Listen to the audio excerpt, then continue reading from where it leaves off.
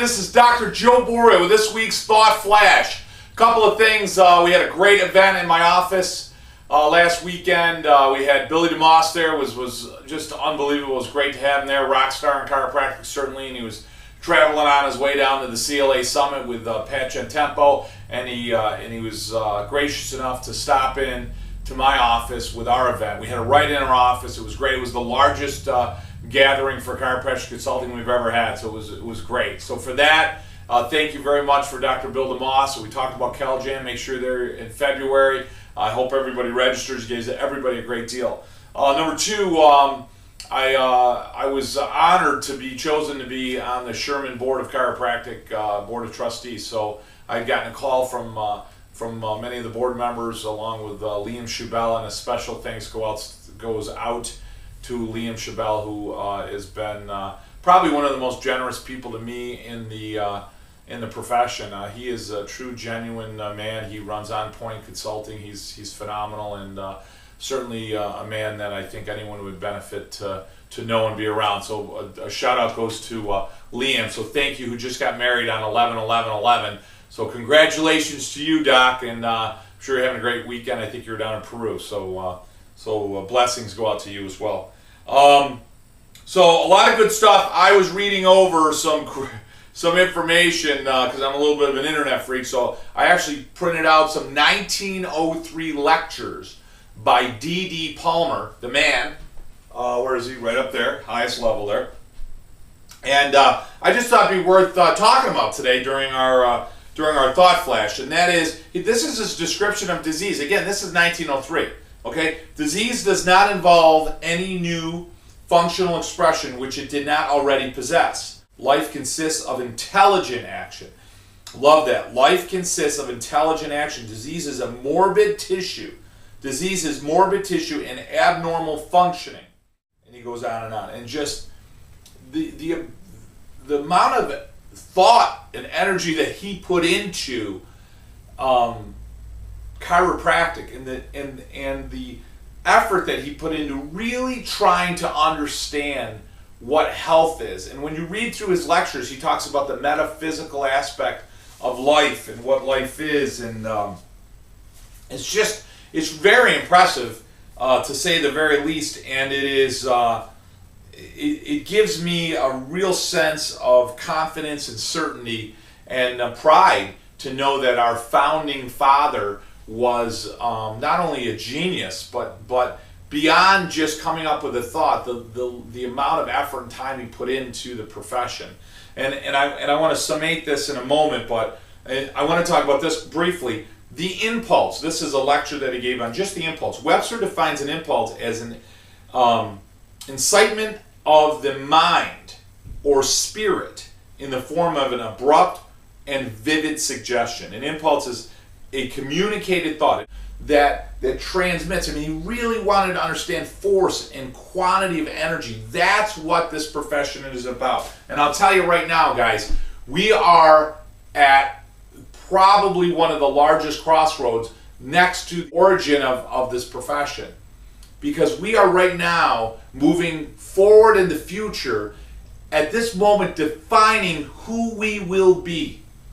Who we will be. There are some people in this profession, certainly those involved with the CCE, that have made a decision that the progression, that the evolution of this profession is that of becoming allopathic, which boggles my mind. I have to say, boggles my mind. Because it was once said, stand for something or fall for anything. The reality is if you don't have an understanding, an embracement, a humble appreciation for universal and innate intelligence, if you don't have that, then you stand for nothing. So it's easy to fall for anything. It's easy. If you can step back and say, you know what? I don't fully understand it all, but there is an intelligence in the universe.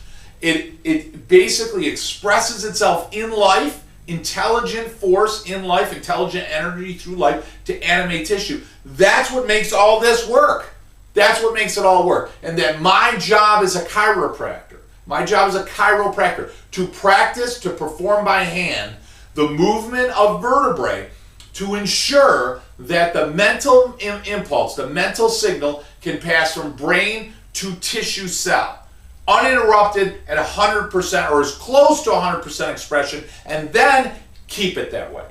That is the job and role of a chiropractor.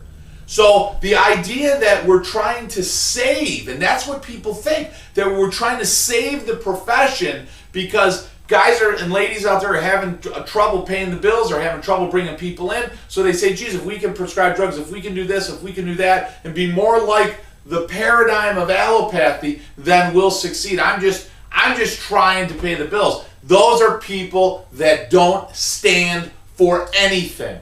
It doesn't make them bad people. They don't stand for anything. And that's why they're willing to fall for anything. We gotta embrace universal and innate intelligence. And the word subluxation is so specific to what we do as chiropractors that it's the same as gingivitis for a dentist, or arterial sclerosis for a cardiologist, or cataracts that specifically describes something for an ophthalmologist. That word is specific and unique to what it is we do. We do not treat backaches. We assess lesions to the nervous system that are from either a misalignment or a loss of proper movement to the spine, thereby jeopardizing nerve flow. You can do proprioceptive, afferent, efferent, mechanical reception. Yes, science can step back and describe all that, and I think that's important that they do. But the reality is your job is to make sure that nervous system works the way it is supposed to. And when you describe it that way, and using the unique word of subluxation in this profession, then you stand for something. You stand for something. And I'll tell you what, I will allow you to lead me. I will stand by your side. I will fight for the death for that. That's what we are about as chiropractors. And folks, if that gets lost, then chiropractic is lost. The profession is gone. You will be nothing different than an osteopath, if you will, performing medicine. And I would ask, for any of those people, they probably don't have the courage to do it, and that's why they're not doing it. But if you're a chiropractor who wants to do that, you know what? Hand in your license and go to medical school.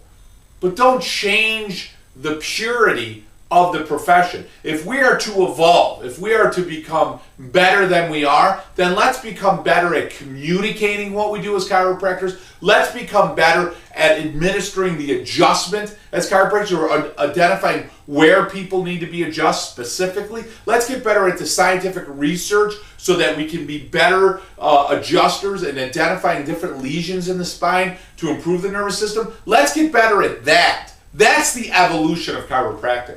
But to give up the philosophy, the metaphysical understanding of the mental impulse, the word subluxation, is to give up chiropractic. Folks, it is always an honor to talk to you guys every week. I love the emails. Please join us on our next event. Check out our website at chiropassionconsulting.com. Guys, join us.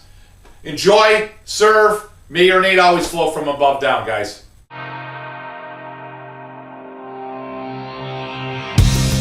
My best friend gave